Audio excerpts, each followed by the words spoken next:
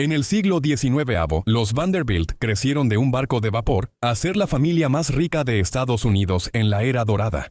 En el corazón de este imperio brillante estaba una matriarca oculta.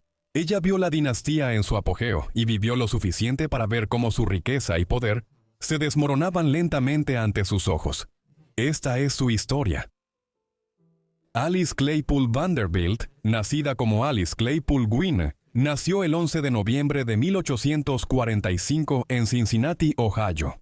En ese tiempo, Cincinnati era una ciudad modesta que empezaba a volverse una de las principales del Medio Oeste en crecimiento.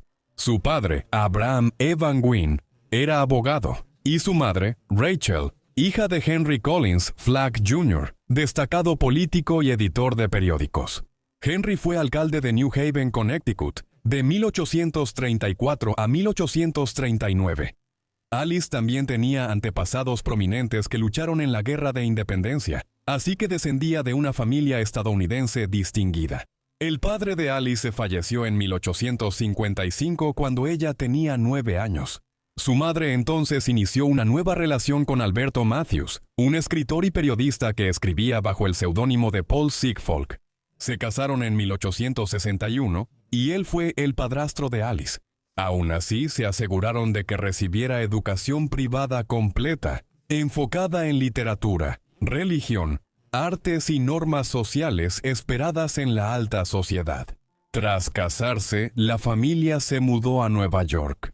Y este acontecimiento tendría un gran impacto en el curso de toda la vida de Alicia en Nueva York. Alicia ingresó a la alta sociedad en los años 1860, cuando la élite social de la ciudad surgía rápidamente. En la era dorada, Alicia participó en la iglesia episcopal de San Bartolomé en Park Avenue, Manhattan, y enseñó en la escuela dominical. Allí conoció a Cornelio Vanderbilt, segundo heredero de una de las dinastías más ricas y poderosas de Estados Unidos.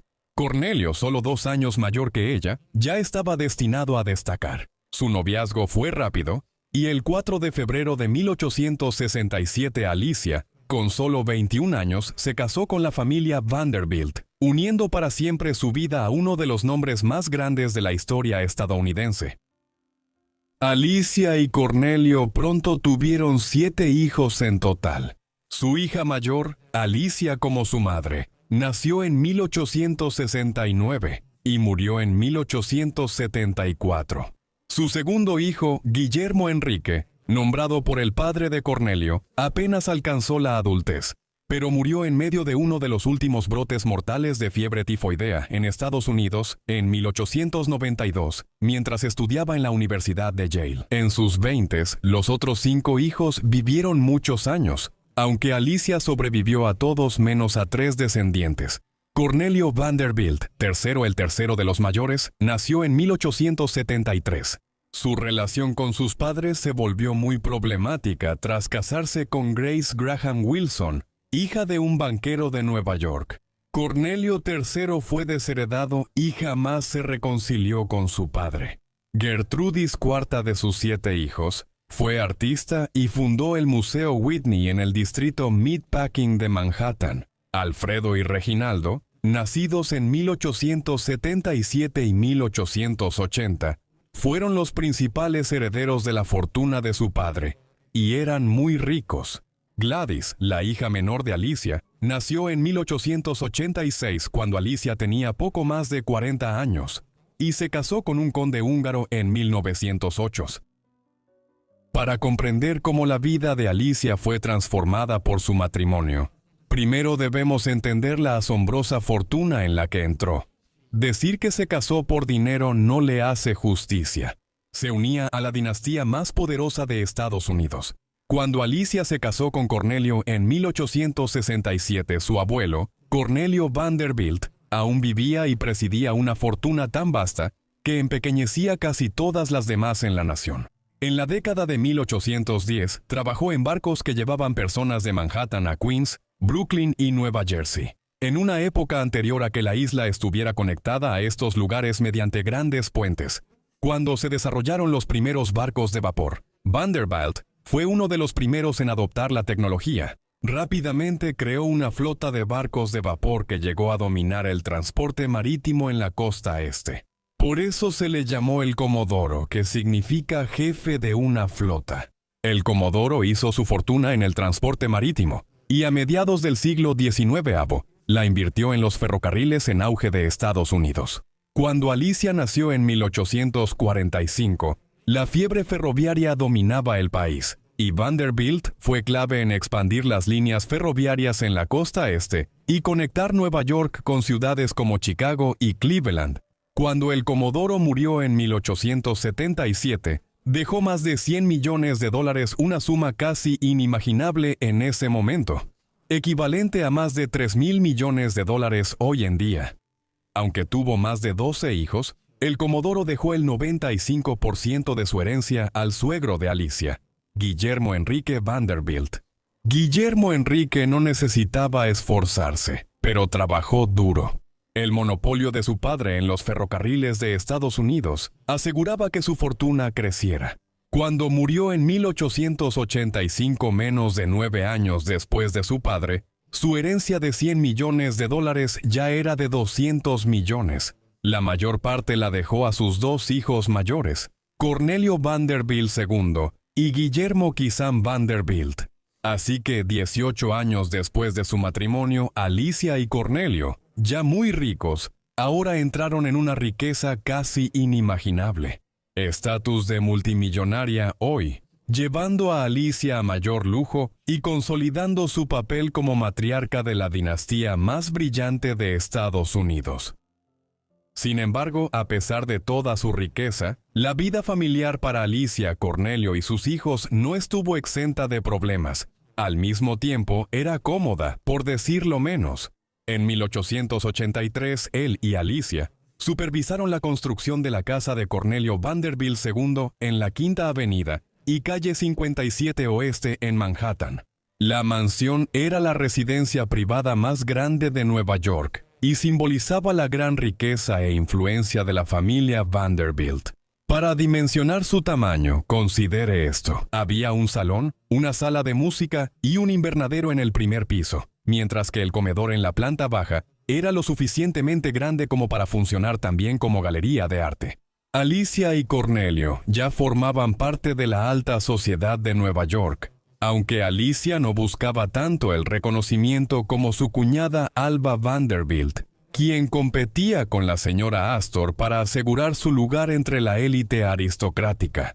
En marzo de 1883, en un famoso baile de máscaras de Alva, Alicia sorprendió a todos con un vestido que quedó en la historia, como el vestido de luz eléctrica, de satén blanco, cableado para conducir corriente eléctrica, y adornado con cuentas de vidrio dispuestas como relámpagos. El vestido literalmente brillaba.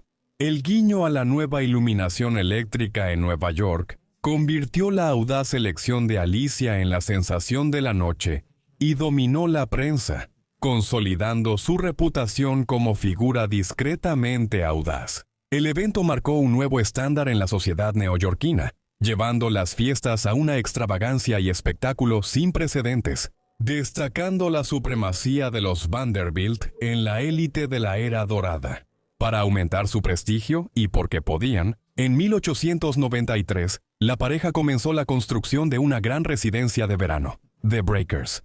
Esto ocurrió en Newport, Rhode Island, en una mansión de 70 habitaciones, 5 pisos, y rodeada de una gran propiedad. Mientras que la casa en Manhattan fue demolida a mediados de la década de 1920, a pesar del aumento de rascacielos, The Breakers aún figura en el Registro Nacional de Lugares Históricos. Aunque era muy rica, Alice solía estar sola en sus grandes casas, sobre todo tras el deterioro de la salud de su esposo. Cornelius tuvo un derrame cerebral en 1896 y murió 3 años después a los 55 años, dejando a Alice viuda con una gran fortuna. Su opulencia y filantropía permitieron aumentar la riqueza heredada, como hizo su padre. A su muerte, su patrimonio fue valorado en casi $73 millones. Alice recibió un fideicomiso de $7 millones y un ingreso semanal de $5,000, mientras que el resto de la fortuna se repartió entre sus hijos. Tras su fallecimiento, Alice se alejó de la sociedad neoyorquina y se enfocó en su familia. Desde lejos, vio con desesperación cómo sus hijos y nietos derrochaban la fortuna de su esposo. Ellos y otros familiares adoptaron estilos de vida lujosos y mansiones opulentas, sin notar la pérdida de riqueza.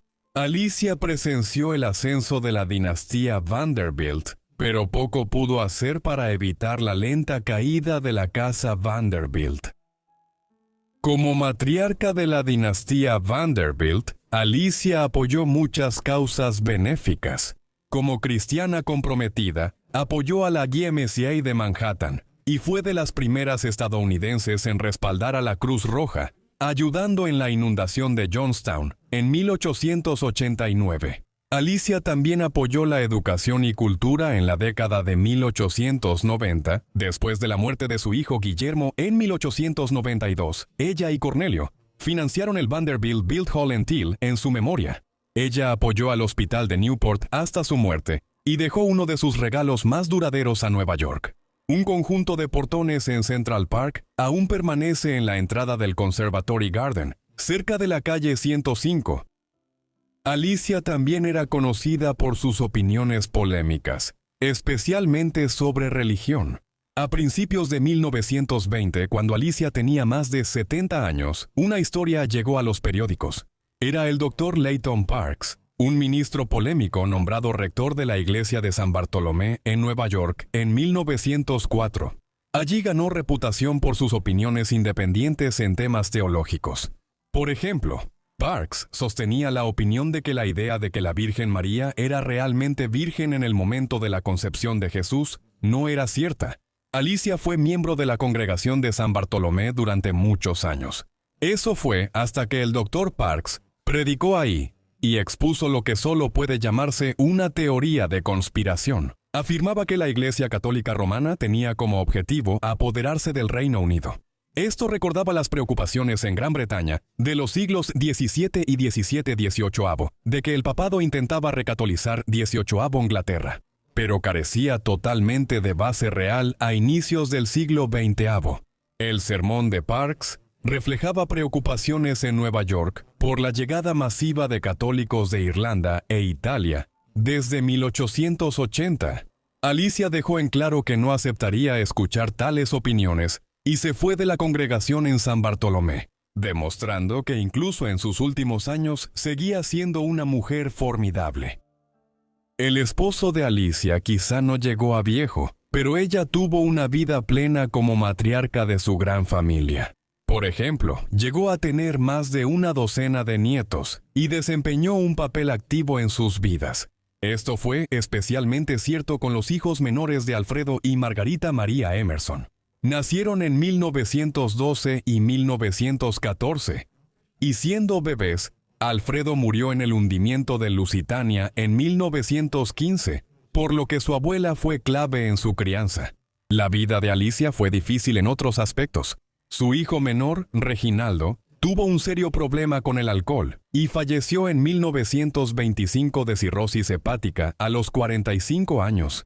Sin embargo, su muerte hizo que Alicia y uno de sus hijos reconsideraran viejas disputas familiares. En 1926, 30 años después de que Cornelio Vanderbilt III se casó con Gracia contra la voluntad de sus padres, y durante ese tiempo en el que no se habían hablado, él y su madre finalmente se reconciliaron. La reconciliación fue muy emotiva, pues en ese momento él era uno de los 3 hijos sobrevivientes. Al morir en 1925, Reginaldo dejó a su hija Gloria, nacida en 1924.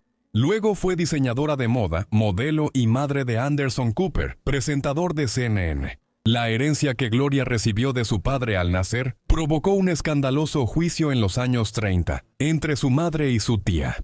Este llenó a Alicia de desprecio en sus últimos años, pensando que exponía demasiado los asuntos familiares en público. Curiosamente, estos lazos familiares significan que Anderson Cooper es el bisnieto de Alicia, a pesar de que ella nació en 1845. A pesar de varias tragedias familiares, Alicia siguió siendo una figura clave como matriarca de los Vanderbilt hasta su muerte. Sin embargo, para las décadas de 1920 y 1930, la fortuna familiar ya se había dispersado ampliamente. La riqueza del Comodoro, antes inmensa, se desperdició y repartió entre muchos descendientes durante generaciones, debilitando el imperio que creó. En 1923, Alicia se mudó a una casa adosada en el 857 de la Quinta Avenida Upper East Side de Manhattan, lo que permitió la demolición de la gran casa de Cornelio Vanderbilt, segundo mansión construida junto a su esposo, en la cima de la riqueza de los Vanderbilt. Ella vivió allí hasta su muerte, el 24 de abril de 1934, a los 88 años. Alicia dejó más de $10 millones, reflejo de su vida disciplinada como viuda. Nunca gastó más de lo asignado y cuidó bien su dinero.